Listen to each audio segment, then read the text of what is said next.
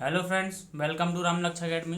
दोस्तों, आज हम रेलवे के जो 1000 क्वेश्चन हैं वो लेकर आ गए हैं। दोस्तों, इसमें हमारे 10 क्वेश्चन रहेंगे, डिस्कस करेंगे। बाकी डेली आपके लिए मॉर्निंग में वीडियो मिलेगी, उसमें आपके लिए 10 क्वेश्चन रोज मिलेंगे, है ना। तो आप यहाँ पर देख पा रहे होंगे ये कितने 100 क्वेश्चन 1000 क्वेश्चन है।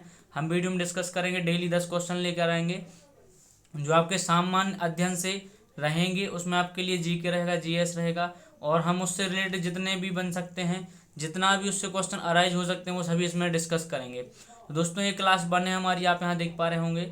और हम आपके लिए डेली एक वीडियो लाएंगे 10 क्वेश्चन की। तो एक प्ले लिस्ट बना देंगे, उसमें क्लास 1 2 3 करके रहेगा। तो आप क्या करेंगे कि जब भी आप कभी भी हमसे जुड़ेंगे तो आपके लिए सिक्वेंस वाइज देखना है। पहले आप पहली वीडियो देखेंगे, फिर दूसरी देखेंगे, तीसरी देखेंगे। दोस्तों, आपके लिए बता दूं कि जो मैं क्वेश्चन लेके आता हूं, या तो ये क्वेश्चन पूछे गए हैं या पूछे जाने की संभावना है।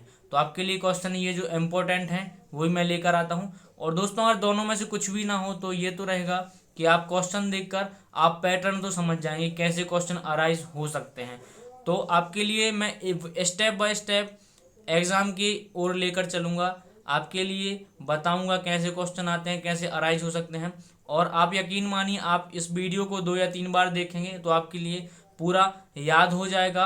और अगर आप दोस्तों नहीं लिख पाते हैं या नहीं देख पाते हैं तो इसकी पीडीएफ मैं टेलीग्राम पर दे दूंगा, डिस्क्रिप्शन में उसकी लिंक दे दूंगा। रामलक्ष्य अकेडमी करके टेलीग्राम ग्रुप है, वहाँ आप ज्वाइन करें, वहाँ आप पीडीएफ लेकर आप अपने हिसाब से पढ़ सकते हैं, नोट्स बना सकते हैं। तो दोस्तों, शुरू करते हैं आज की हम वीडियो। आपका पहला क्वेश्चन है यहाँ पे ये। तो आपसे क्वेश्चन में क्या पूछ रहा है, किस केंद्र शासित प्रदेश का अपना उच्च न्यायालय है। ये आपका क्वेश्चन है।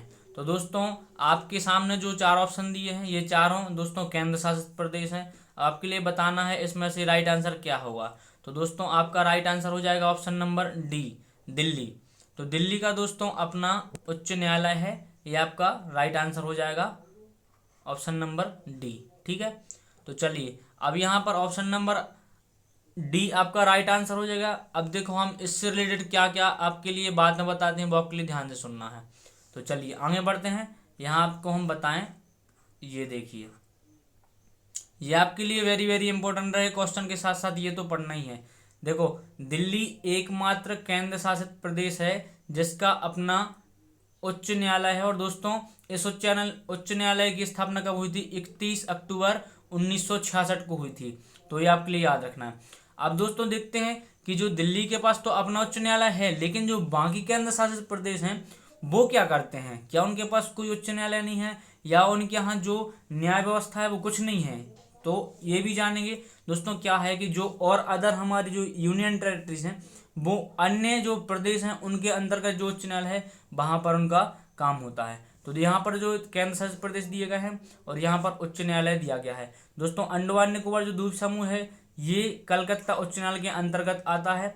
चंडीगढ़ जो केंद्र शासित प्रदेश है वो पंजाब और हरियाणा उच्च न्यायालय के अंतर्गत आता है। ठीक है, दादर नगर हवेली दोस्तों मुंबई के अंतर्गत आता है, और लक्षद्वीप आता है केरल उच्च न्यायालय के अंतर्गत। अब यहाँ पर आप देख रहे हैं पुदुचेरी है, ये मद्रास उच्च न्यायालय के अंतर्गत आता है, और जम्मू कश्मीर है, ये आता है जम्मू कश्मीर और लद्दाख उच्च न्यायालय के अंतर्गत।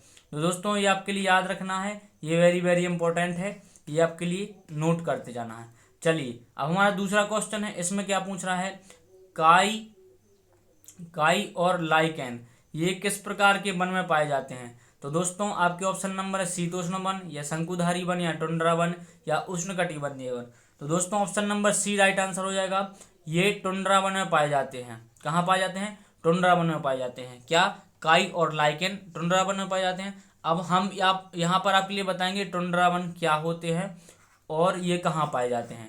तो चलिए, यहाँ पर हम पूरा डिस्कस में देखेंगे, पूरा रिवाइज करेंगे, ये नोट करते जाना है।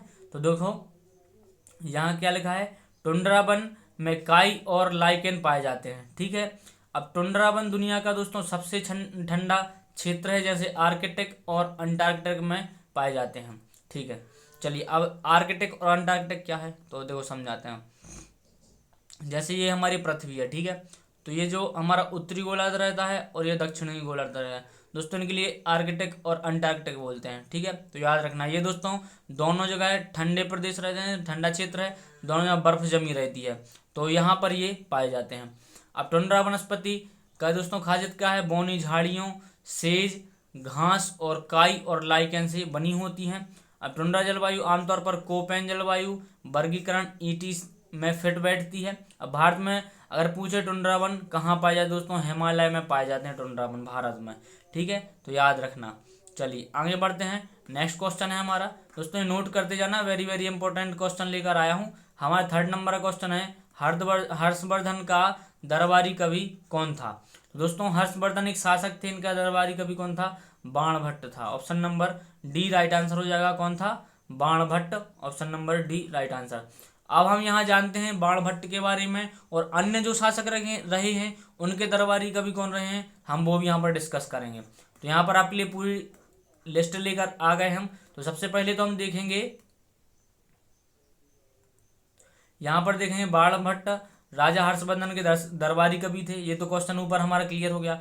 अब बाणभट्ट ने हर्षवर्धन की जीवनी हर्षचरित संस्कृत में लिखी है। ठीक है, अब उन्होंने अपनी जीवनी में थानेसर से अपना जुड़ाव वर्णन किया है। दोस्तों ये जो बाणभट्ट थे वो कहाँ, थानेसर से संबंधित रखते थे।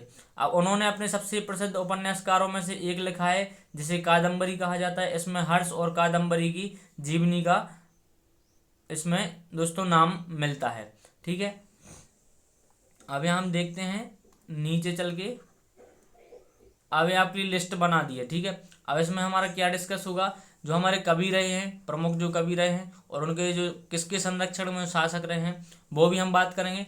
तो दोस्तों चंद्रगुप्त जो द्वितीय थे उनके दरबारी कवि थे कौन, अमर सिम्हा। ठीक है, और जो हमारे कनिष्क हैं, कनिष्क के शासनकाल में दोस्तों उनके दरबारी कवि नागार्जुन रहे हैं। भारवी दोस्तों यशोवर्धन के दरबारी कवि थे। अब चंद्रवरदाई, तो पृथ्वीराज चौहान दोस्तों इनका नाम तो सबने सुना होगा, इनके दरबारी कवि कौन थे, चंद्रवरदाई। ये उन्हीं शासक के नाम है जो आ सकते हैं, आए हैं, आने की संभावना है। ठीक है, चलिए अब समुद्रगुप्त जो द्वितीय हैं उनके हरिसेन हैं, दरबारी कवि कालिदास जी दोस्तों। चंद्रगुप्त द्वितीय के दरबारी कवि रहे हैं, और चोल शासक में दोस्तों कंबन रहे हैं। अब शिवाजी के दरबारी कवि कौन रहे हैं, परमानंद। अब अब्दुल रहीम खाने खाना दोस्तों ये किसके, अकबर के दरबारी कवि थे, और अमीर खुसरो अलाउद्दीन के दरबारी कवि थे। यहाँ नीचे आप देख पा रहे होंगे। ये पूरी लिस्ट आपकी कंप्लीट हो गई, हमने जो क्वेश्चन का पोस्टमार्टम कर लिया है। चलिए नेक्स्ट क्वेश्चन देखते हैं। आपके लिए ऐसा नहीं है पूरा क्वेश्चन एक एक बिल्कुल ऐसे कंप्लीट करा देंगे, याद हो जाए, कभी नहीं भूलोगे। अब 4th नंबर क्वेश्चन निम्नलिखित में सामाजिक धर्म समुदाय की स्थापना राजा राम मोहन राय ने की है। तो इसने पूछा किस सामाजिक धर्म समुदाय की स्थापना राजा राम मोहन राय ने की है, तो किस धर्म की है दोस्तों। यहाँ पर आपके ऑप्शन है ब्रह्म समाज, प्रार्थना समाज और आर्य समाज और अकाली दल। तो दोस्तों इसका राइट आंसर तो हो जाएगा क्या, इसका राइट आंसर तो हो जाएगा आपका ब्रह्म समाज, option number A right answer हो जाएगा। अब हम आपके लिए बताएंगे ब्रह्म समाज, प्रार्थना समाज, आर्य समाज और अकाली दल, ये जो चारों ऑप्शन है इनके देखो बारे में आपके लिए क्या बताते हैं। आपके ऐसा नहीं है कि आपके लिए ऑप्शन दिए हैं तो पूरा डिस्क्राइब करेंगे उसके लिए बढ़िया से, है ना। चलिए यहाँ पर हम देखो अब शुरू करते हैं, ये आपके लिए याद रखना है, नहीं तो PDF ले लेना है। अब यहाँ राजा राम मोहन राय ने 1828 में ब्रह्म समाज की स्थापना की, यह तो आपका ब्रह्म समाज का हो गया। अब ब्रह्म समाज में दोस्तों क्या था, तो यह एक एकेश्वर धार्मिक सुधार आंदोलन था, जिसका उद्देश्य क्या था, तो इसका उद्देश्य था दोस्तों हिंदू धर्म को शुद्ध करना और इसकी कई सामाजिक बुराइयों को दूर करना इसका उद्देश्य था। और ब्रह्म समाज एक ईश्वर की पूजा में विश्वास रखता था और जाति व्यवस्था, सती प्रथा और बाल विवाह को दोस्तों अस्वीकार करता था। तो ये तो आपका हो गया क्या, ब्रह्म समाज। अब हम देखते हैं हमारा जो दूसरा ऑप्शन था, प्रार्थना समाज की स्थापना दोस्तों कब की गई थी, 1867 में, किसके द्वारा, महादेव गोविंद राणादे ने की थी। तो ये भी आपके लिए याद रखना है। और यह ब्रह्म समाज की समान आंदोलन था, लेकिन यह धार्मिक सुधारों की तुलना में सामाजिक सुधार पर अधिक केंद्रित था। ठीक है, और अब दोस्तों देखते हैं जो आर्य समाज था, तो इसमें समाज दोस्तों आर्य समाज की स्थापना 1875 में स्वामी दयानंद सरस्वती ने की थी। याद रखना यह एक हिंदू पुनरुत्थान आंदोलन था जिसने आधुनिक हिंदू की नई कई मान्यताओं और प्रथाओं को खारिज किया था। तो ये क्या था, आर्य समाज था। अब यहाँ पर हम देखते हैं हमारा जो लास्ट क्वेश्चन था, अकाली दल। तो दोस्तों जो अकाली दल एक सिख राजनीतिक दल है जिसकी स्थापना 1920 में हुई थी। और दोस्तों कई धार्मिक सुधार आंदोलन इन्होंने किए हैं। यहाँ कोई धार्मिक सुधार आंदोलन नहीं किया गया है, ये लिखा है यहाँ पर, यहाँ ये आप देख पा रहे हो, यह कोई धार्मिक सुधार आंदोलन नहीं किया है। तो ये आपने देख लिया होगा अकाली दल। यहाँ हमने देखा जो भी क्वेश्चन ऑप्शन थे अच्छे से पूरा डिस्क्राइब कर लिया है। चलिए आप देखते हैं हमारा नेक्स्ट जो क्वेश्चन है 5वें नंबर का, इसमें क्या पूछ रहा है आपसे। हाँ तो दोस्तों चुनाव कानून संशोधन विधेयक 2021 भारत के किस मंत्रालय से संबंधित है। तो दोस्तों आप समझ पा रहे होंगे क्वेश्चन से, चुनाव कानून संशोधन, तो दोस्तों ये कानून और न्याय से संबंधित है। अब चलिए इसके बारे में भी हम कुछ लेकर आए हैं आपके लिए, तो वो हम यहाँ पर देख लेते हैं। ये चलिए यहाँ पर देखते हैं दोस्तों, चुनाव कानून संशोधन विधेयक 2021 भारत में कानून और न्याय मंत्रालय से संबंधित है। ठीक है, यह मंत्रालय कानूनी मामले, न्याय और कानून से संबंधित मामलों के प्रशासन के लिए जिम्मेदार है। ठीक है, कौन सा मंत्रालय, न्याय एवं कानून मंत्रालय। अब यह भारत में चुनाव, कानूनी प्रक्रियाओं और न्याय प्रणाली से संबंधित विभिन्न कानूनों, नियमों और संशोधन को तैयार करने, कार्यान्वयन करने के लिए दोस्तों ये जिम्मेदार होता है। तो सीधा सीधा आपके लिए याद रखना है, जो चुनाव कानून है दोस्तों, ये हमारे भारत में जितने भी न्याय कानून से रिलेटेड जितने भी नए नियम आते हैं, संशोधन किया जाता है, तो सभी इसी से रिलेटेड रहता है। चलिए आगे बढ़ते हैं, हमारा नेक्स्ट क्वेश्चन है 6वें नंबर का क्वेश्चन है। इसमें आपसे पूछ रहा है दिल्ली सल्तनत के दौरान उलेमा शब्द खालिस्तान से जुड़ा है। आप देख लेना उठाकर, यही क्वेश्चन बनते सीधा क्वेश्चन आता है। तो दोस्तों जो उलेमा शब्द है ये किससे संबंध रखता है। तो दोस्तों ये रखता है विद्वान, धर्मशास्त्री और न्यायविद से। Option number A right answer हो जाएगा। अब देखते हैं उलेमा शब्द के बारे में, और भी जो हमारे लिए से रिलेटेड जो हो सकते हैं क्वेश्चन अराइज, वो भी हम डिस्कस करेंगे। तो दोस्तों उलेमा इस्लामी जगत के एक मुस्लिम विद्वान हैं। मध्यकालीन भारतीय इतिहास के दौरान उलेमा ने राजनीतिक, सामाजिक और सांस्कृतिक महत्वपूर्ण भूमिका निभाई है। उलेमा ने मुस्लिम समाज में इस्लाम के साहित्य, कानून, सिद्धांतों को सीखने के महत्वपूर्ण भूमिका निभाई है। और दोस्तों वे मध्यकालीन भारतीय समाज में न्यायाधीश, न्यायविद, पुजारी, नेता, विद्वान और शिक्षक और कुरान और हदीस के पाठक, परंपराओं के वाचक, सूफी, मस्जिद और मदरसे के पदाधिकार थे। अब यहाँ पर दोस्तों आप ये समझ पा रहे होंगे कि उलेमा कौन थे और उलेमा का क्या काम था, तो सब यहाँ पर आपने देखा होगा। अब यहाँ पर नीचे एक लाइन और देख लेते हैं। उलेमा ने इस्लाम की शिक्षा को आगे बढ़ाने में मदद की और नैतिकता को लागू किया, इसके कानून को बरकरार रखा दोस्तों, इसके सिद्धांतों में घोषणा की, भ्रष्टाचार और बुराइयों को दबाया। तो ये आप पूरा देख पा रहे होंगे जो उलेमा से संबंधित था, हमने पूरा अच्छे से समझ लिया है। अब हमारा क्वेश्चन क्या है, 7वें नंबर क्वेश्चन है दक्कन का पठार भारत में एक त्रिकोणीय भूभाग है जो खालिस्तान नदी के दक्षिण में स्थित है। तो दोस्तों जो दक्कन का पठार है वो त्रिकोणीय भूभाग में है और हमारे मध्य प्रदेश और नीचे जो महाराष्ट्र का इलाका है उस क्षेत्र में इसका विस्तार है। और दोस्तों अब ये पूछ रहा है किस नदी के दक्षिण में है, तो आपके लिए अगर नर्मदा नदी की लोकेशन याद होगी तो आप टिक कर पाएंगे सही आंसर। दोस्तों नर्मदा नदी के दक्षिण में ये स्थित है।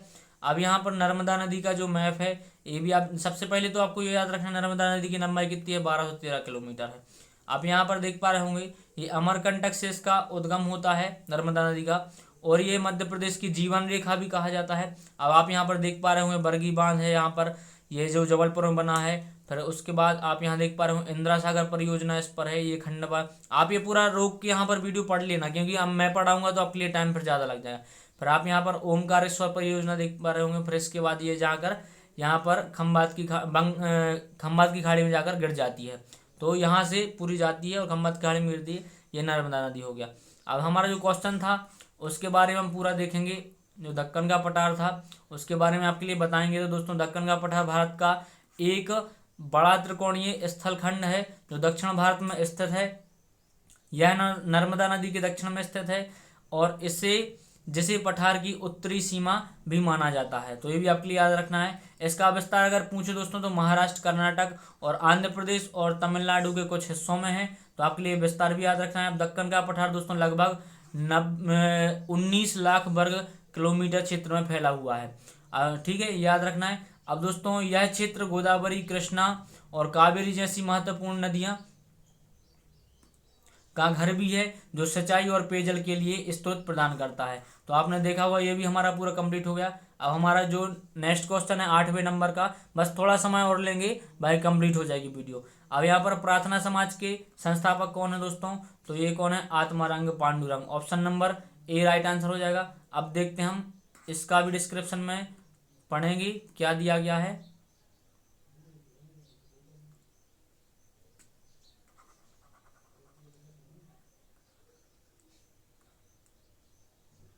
चलिए, अब दोस्तों प्रार्थना समाज की स्थापना आत्माराम पांडुरंग ने की थी।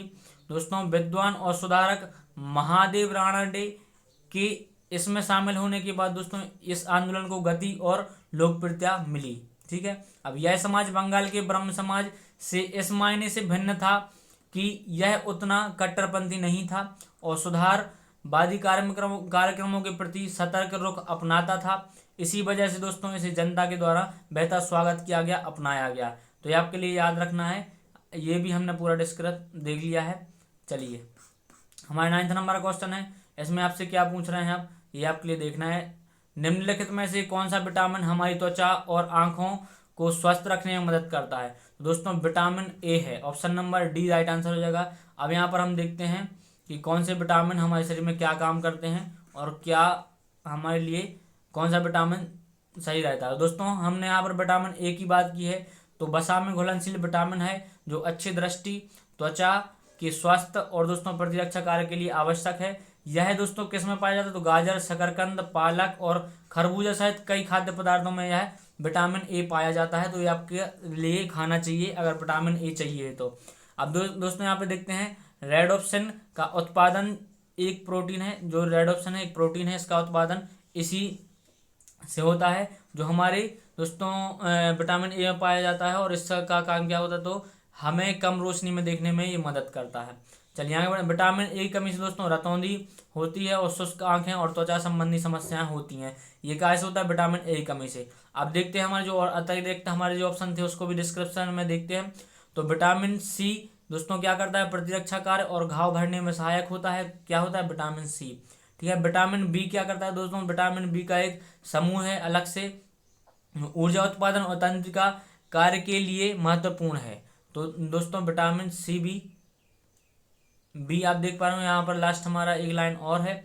इसमें क्या दिया गया? विटामिन डी दोस्तों अस्थियों और प्रतिरक्षा कार्य के लिए महत्वपूर्ण होता है। तो ये आपने विटामिन की जो महत्वपूर्ण थे वो हमने आपके लिए डिस्कस करा दिए हैं। अब देखते हैं आज का हमारा लास्ट क्वेश्चन है। इस क्वेश्चन में आपसे क्या पूछ रहा है? ये वही क्वेश्चन है जो आपसे पूछे जाते हैं। तो निम्नलिखित में से भारत में संविधान में मौलिक अधिकार है, तो दोस्तों कौन सा है? स्वतंत्रता का अधिकार है, जो भारत के मौलिक अधिकार में हमारे लिए दिए गए हैं। अब आपके लिए डिस्क्रिप्शन में देना है कि हमारे लिए कौन कौन से मौलिक अधिकार दिए गए हैं और कितने अनुच्छेद में दिए गए हैं। अब जो क्वेश्चन था इसका तो मैं पूरा लेकर आ गया, जिससे महत्वपूर्ण इससे तथ्य बन सकते हैं वो हम इससे लेकर आ गए। ठीक है,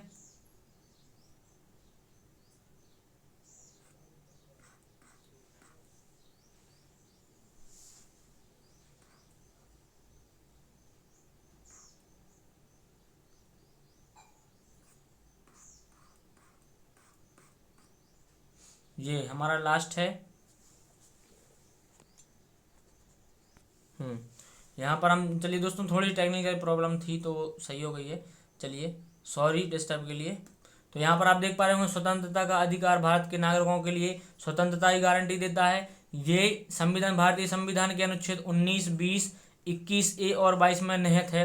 अब देखते हैं 19 ए में क्या है दोस्तों? यह सभा, पेशे, आंदोलन, भाषण और अभिव्यक्ति, संघ और निवास की स्वतंत्रता की अधिकारों की रक्षा से संबंधित है। और जो अनुच्छेद हमारा 20 है यह अपराधों के लिए दोष सिद्ध की से सुरक्षा से संबंधित है। और दोस्तों अनुच्छेद हमारा जो 21 है, तो अनुच्छेद 21 और 21 ए जीवन और अभिव्यक्ति स्वतंत्रता और प्रारंभिक शिक्षा के अधिकार के लिए जिम्मेदार है। और जो अनुच्छेद 22 है यह कुछ मामलों में गिरफ्तारी और हिरासत से सुरक्षा से संबंधित है। तो आप यहाँ पर देख पा रहे हैं दोस्तों हमने बहुत ही कम समय में पूरा वीडियो कंप्लीट कर लिया है और जितने भी आपके इंपॉर्टेंट क्वेश्चन थे वो लेकर आएंगे। आपके लिए क्लास नंबर ये 1 थी, अब आपके लिए डेली क्लास नंबर 2, 3 करके आती रहेगी। तो आपके लिए प्लेलिस्ट में जाना है और पूरी क्रम वाइज पूरी वीडियो देखना है। और जो क्वेश्चन रहेंगे ये वही क्वेश्चन रहेंगे दोस्तों, आपकी परीक्षा में आ सकते हैं। बहुत सारी परीक्षाएं के फॉर्म डल चुके हैं और डलने हैं आगे, और ये आपके कुछ ही समय में बहुत सारी परीक्षाओं का मौका भी मिलेगा आपके लिए। इसलिए आप पढ़ाई के लिए दोस्तों जारी रखिए, ताकि आपकी पढ़ाई जारी रहे और आप भविष्य में कोई एक गवर्नमेंट जॉब ले सकें। उसी के लिए हम सब तैयारी करते हैं। तो दोस्तों मिलते हैं नेक्स्ट वीडियो में, तब तक के लिए धन्यवाद।